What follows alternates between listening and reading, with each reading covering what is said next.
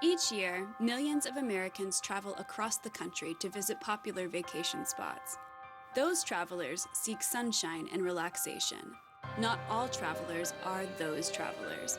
There is a darker side to tourism.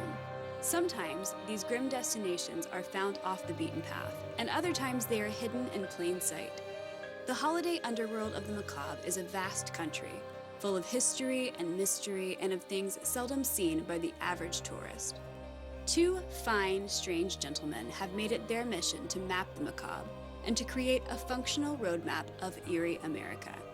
Occult researcher and author, Eric Ferner, better known by his pen name, Corvis Nocturnum, and his colleague, law professor and paranormal researcher Kevin Eads, are on an impassioned journey. This unlikely pairing seeks out and documents the top destinations for tourists who choose dark tourism.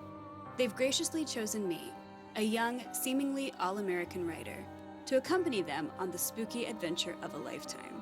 The three of us, strange strangers to most, are taking on Eerie America 1 mile marker and one exit at a time.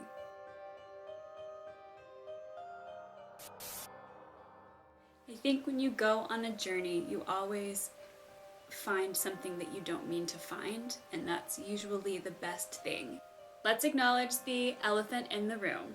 These guys are weird, but I've known Corvis for a very long time, and he's like family to me. Granted, a lot of people think he's scary.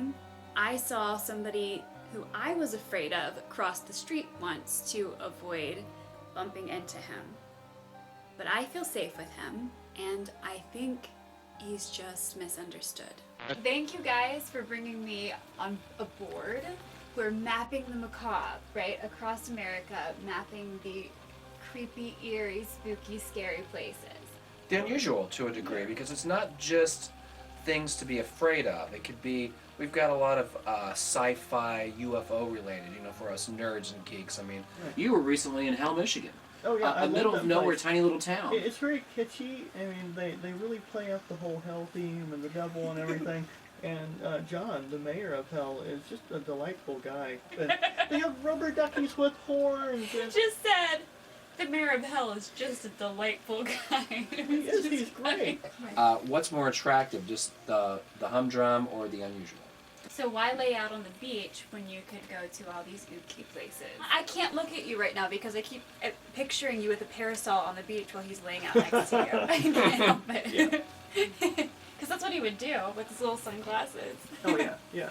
There's even I read somewhere about a museum of ventriloquist dummies. Now, I don't know about you guys, but I'm not creeped out by a lot. I love clowns, but ventriloquist dummies creep me out. I think at the end of the day, what matters to me most is establishing a personal connection with each of these people that I meet. Their stories, the reasons that they do what they do, what makes them really want to preserve these eerie histories and these artifacts, and I'm still trying to learn about, okay, so I know why you guys chose to do this, but this is a long-standing tradition. People have done something similar to this for a very long time, and it's called, what's it called? It's called, there's TH. It's thanatourism. We call it dark tourism because everybody has a dark, kind of Jungian collective shadow. We all, to some degree, embrace the darker half of ourselves. A lot of people look at me and think that because I'm blonde and cute, I don't have a dark side, but I do. I have communicated with some of the darkest, most tortured souls. I have explored subcultures that most people only have nightmares about.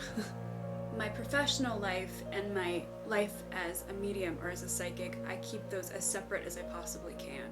I had a roommate that went to the Lizzie Borden house. I had this horrific nightmare after my roommate came back about blood and an axe and this woman pleading with me saying that she didn't do it.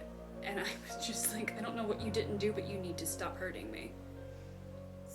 So whenever they went to the Lizzie Borden house, that was obviously not a place that I wanted to go.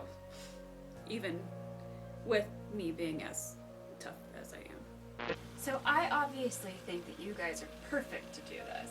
But why? So if somebody didn't know you, like, I mean, I know you as Uncle Corvis. I've known you for a while. So if somebody didn't know you, why do you think they would want to go with you on this journey? I think because it touches that dark spark in all of our souls, that if we're willing to embrace the fact that not everything is, pure and white and butterflies and teddy bears, that there is tragedy, but there's also beauty in darkness too. And what I'm trying to bring out is that we can truly appreciate life by knowing the end is inevitable, but we don't have to be terrified by it. I love that. That was the most beautiful answer. Okay, so you're not going to be able to top that, but you can try. I have no answer. I plead the Fifth Amendment. Well, he was my professor. That's how we met. Right, professor. It was fun. You were one of the hardest working students I ever met, and I was always very impressed with you. We've talked a lot about our background and our interest, but we want to thank you too for coming along on this creepy, unusual ride. I think it's really cool that you went from being a blogger and journalist to really throwing yourself into something like this. Well, I've always been fascinated by the strange and the macabre, and I do have an extensive background in researching those things, which is how I came across you. And I'm just so excited that you were just like, oh, hey, that guy, hey, you want to go on this trip with us? This really, really long trip? There are so many places that you can go that are just... That's the fascinating part. You never know what's in your own backyard until someone tells you about it. So it's a fun twist on dark tourism. Oh, yeah. Let's do this.